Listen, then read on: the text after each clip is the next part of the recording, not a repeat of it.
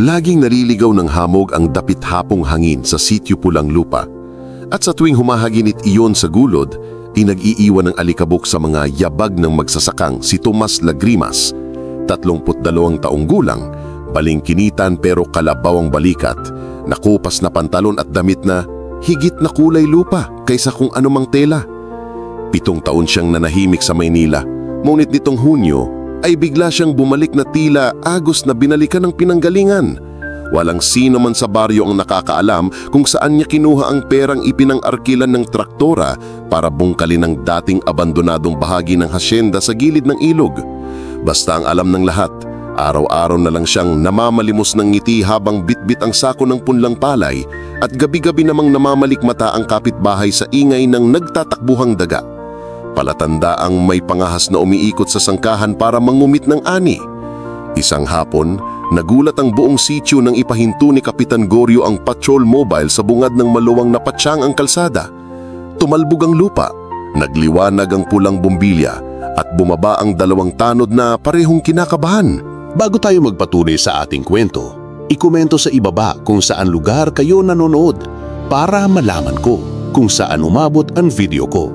Kung baguhan ka pa lang sa channel ko, huwag kalimutang i-like at i-hit ang subscribe button at pindutin ang notification bell para updated ka sa mga episodes ng Inspiring Story School araw-araw. Sige, tuloy natin ang kwento. May reklamo tayong magnanakaw ng bigas. Buhat-buhat daw palagi ang sako kapag sumasapit ang alanganing oras. Sigaw ng tanod na si Kaloy habang pinapahid ang pawis sa leeg. Nagtipo ng mga residente sa bakuran ng barong-barong ni Aling Pina, sabik na sabik marinig ang usap-usapan. Saka lumitaw si Marites, reyna ng chismis, nakasombrerong palaspas at nakahawak sa bewang. Ako mismong nakakita, Kap, siya yun! Sabay turo kay Tomas na kagagaling lang mula sa ilog, may pasan-pasang sako sa balikat, basa pa ang laylayan ng pantalon at may putik sa pisngi. Napalingon ng binata, nagulantang ng sabay-sabay siyang harangan ng 2 tanod. Sandali lang, wala po akong... Ngunit natabunan ng boses niya ng sigaw ng matandang si Andong. Baka yan yung nanlilimahid na salot, ubos ang nakaimbak kong palay noong 1 linggo. Dinamdam ni Tomas ang lumulubhang paratang, itinataas ang 2 palad na tila nakikiusap sa mga santo. Oh, Tomas, utas ng kapitan, kunutang noo. Anong pakay mo sa sakong iyan? Sahod namin yan sa padtan. Dahan-dahaning ibinaba ni Tomas ang sako, nalulumong sumagot. Binhi po ito ming dipalay, galing sa pondo ko. Itatanim ko bukas sa dating lupang tinatamnan ng mga ninuno ko. Biglang sisingit ang batang si Janjan. Bakit ayaw mong ipakita kung talagang binhi? Uminit ang mga tanong, humigpit ang pagkakahawak ng tanod sa braso ni Tomas. At sa gitna ng gusot ay nagpaanod ang luha mula sa singit ng mata niya. Luha ng pangambang baka masayang ang luhang ibinuhos niya sa muling pagbabalik. Pero bago pa mabuksan ang sako, dumating ang maangas na purma ni Don Severino, si Mando. Bitbit ang listahan ng upa sa lupa.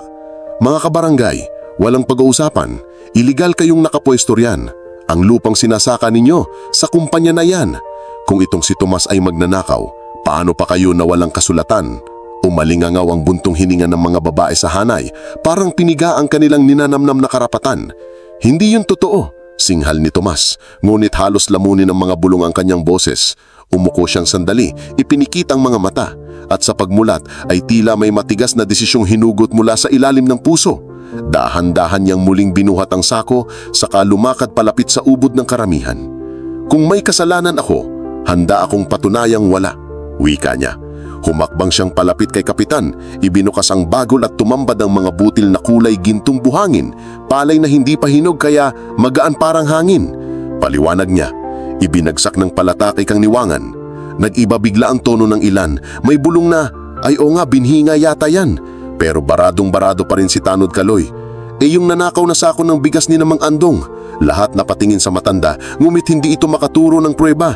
Nakasalubong lang daw niya si Tomas isang gabi, buhat ang sako kaya napagkamalan niya. Dumating bigla si Aling Duray, ginang na may-ari ng maliit na tindahan, hawak ang resibo at sobre.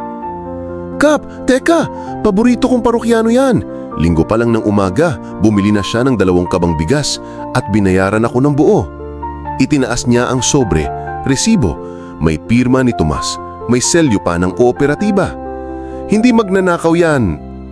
Tila lumalambot na ang paghihinala, ngulit hindi pa rin mapawi ang agam-agam ng ilan. Hanggang sa bigla ring dumating sa gilid ng kalsada ang bughaw na pick-up, lumapag ang alikabok at lumabas ang abogado ni Don Severino, dala ang ultimatum. Bukas, ipapademolish na ang mga kubong nakatilik sa 7 ektaryang sinasaan ninyo. Walang titulo, puro okupante. Nalamig ang mga tuhod ng mamamayan. May umiiyak, may nagwawala. Sa gitna ng kaguluhan, hindi alam ng barangay na may hawak na papel si Tomas sa pinakailalim ng sako. Mga dokumentong ilang buwan niyang hinukay sa Register of Deeds at ipinatatak sa notaryo. Pero minarapat niyang di muna iyon ilabas. Hinahayaan niyang kumulo ang ampalaya ng paghuhusga hanggang lumambot sa apoy ng katotohanan. Gabi nang habulin siya ni Kapitan Goryo sa dating kubo ng yumaong tatay ni Tomas. Anak, mahinang tawag. Kung talagang wala kang sala, lumapit ka bukas sa meeting sa plaza. Pero kung may tinatago ka, umalis ka na sa sitio habang maaga. Tumanggo lang si Tomas habang pinupunasan ng kalabaw, hindi kumibo. At nang makaalis ang kapitan, binuksan niya ang sulok ng papag at kinuha ang lumang mapa. Nakaguhid doon ang orihinal na muhon ng lupa, pirmado ng Spanish-era Gobernadorcillo. Ito ang lihim ng kanyang pamilya, lihim na maituturing na susi sa kinabukasan ng buong komunidad. Sumikat ang haraw at halos masunog ang alikabok ng plaza sa yabag ng mga taong nagtipon. Parang piyesta, ngunit dahas ang handa. Naroon si Don Severino sa pedestal, naka-Amerikana, dala ang loudhailer. Legal ang karapatan ko. Lahat kayo, 60 days para lisanin. Tumulo ang luha ni Aling Pina. Napatiklop ang sandoko ni Mang Andong. At sa gitna ng tanghaling yun, lumakad si Tomas patungong entablado, dala ang nakabalot na sako. Ngayon naglalaman ng pinatuyong binhi at mga papel. Kapitan, pahingi ng 3 minuto. Wika niya. Inabot ng tanod ang mikropono at sa unang bugso ng boses niya, parang may dumagan sa tahimik na bundok. Ako po si Tomas Buenaventura Lagrimas, apo ng unang nagbungkal sa lupang ito, anak ni Basilio Lagrimas na nangako sa tatay ninyong si Don Severino na babalikan niya ang titulo kapag handa nang iparehistro sa pangalan ng mga magsasaka. Napabalikwa si Don Severino.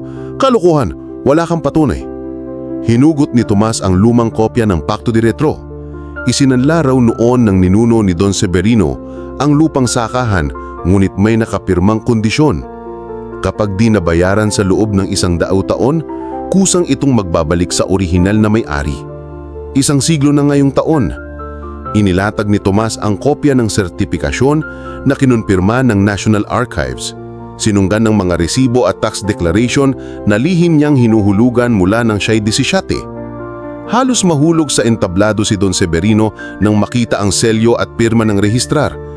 Imposible! Pineki niyo yan! Sigaw niya. Ngulit sa likod, tumindig ang mismong municipal assessor na inimbita ni Kapitan.